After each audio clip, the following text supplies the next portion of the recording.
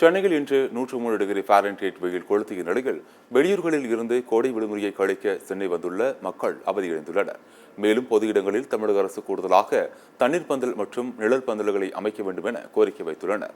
நீர்ச்சத்து மிகுந்த பழங்களை அதிக அளவு சாப்பிட்டாலும் வெயிலை எதிர்கொள்ள முடியவில்லை என அவர்கள் வேதனை தெரிவித்துள்ளனர்.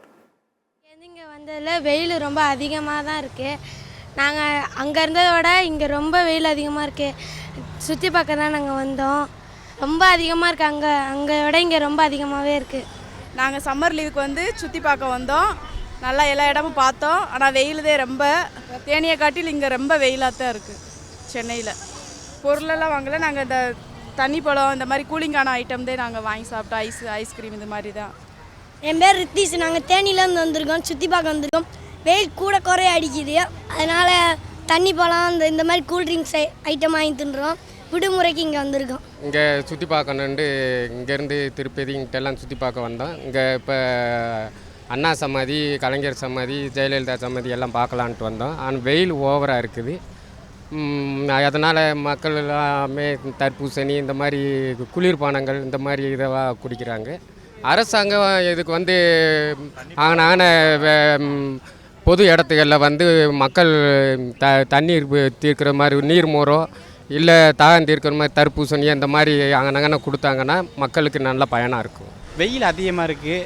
அதனால் கூல்ட்ரிங்க்ஸ் இது மாதிரி குடிச்சிட்டு போயிட்டுருக்கோம். இன்னும் கொஞ்சம் வெயில் குறைஞ்சா நல்லா ஜாலியாக இருக்கும். கூட்டம் கம்மியாக இருக்குது. மற்றபடி சாயங்காலம் பார்த்திங்கன்னா நல்லா ஜாலியாக இருக்கும். வெயில் தான் இப்போ கொஞ்சம் பாதிப்பாக இருக்குது. சென்னை இதுக்கு முன்னாடி நிறைய தடவை வந்திருக்கேன். இங்கேயே அப்போ வெயில் கொஞ்சம் கம்மி தான். இந்த வட்டம் கொஞ்சம் வெயில் கூட தெரியுது. கடந்த சில 3 நாட்களாக வெயில் தாக்கம் ரொம்ப 108, 110 டிகிரிகளாக உள்ளது. எவ்வளோ கொடை கட்டினாலும் வெயில் தாங்க முடியல. கேரா வர இன்னும் எவ்வளோ தான் சாப்பிட்டாலும் நிறைய பேர் வராங்க. மக்கள் தாக்கம் கொஞ்சம் அதிகமாக. ஈவினிங் காலையில் கூட்டம் இல்லை, ஈவினிங் டைமில் நிறைய கூட்டம் வருகின்றது. வெயில் தாக்கம் அதிகமாகன்ற காரணத்தினால ஜனங்கள் கொஞ்சம் வீட்டில் இருக்கும்படி தாழ்மையோடு கேட்டுக்கொள்கிறோம். இங்கே சுற்றி பார்க்குறதுக்கு வந்தோம். ஆனால் வெயில் ஓவராக இருக்குது. இங்கே எதுவும் அந்தளவுக்கு நெவில் இருக்கிற மாதிரி எதுவும் ஒரு நிழல் கூட இந்த மாதிரி எல்லாம் வச்சு செஞ்சால் நல்லா இருந்திருக்கும். ஆனால் உள்ளே போய் வெயிட் பண்ண முடியல. அதாவது இந்த இடத்துல நெவில் இருக்குது, இங்கே ஒன்றும் அது கூட நெவில் இல்லை. ரெண்டுக்குமே டிஃப்ரெண்ட் இருக்குது. அது இன்னும் கொஞ்சம் பண்ணால் நல்லாயிருக்கும். வேலூர்லேருந்து வரோம். பீச்சு சுற்றி பார்க்க வந்தோம். வெயில் ரொம்ப அதிகம் தாங்க முடியல, கொளுத்துது.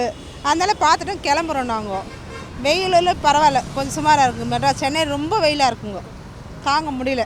அப்போ கொஞ்சம் சுமாராக இருந்தது. இப்போ ரொம்ப அதிகம் வெயில்.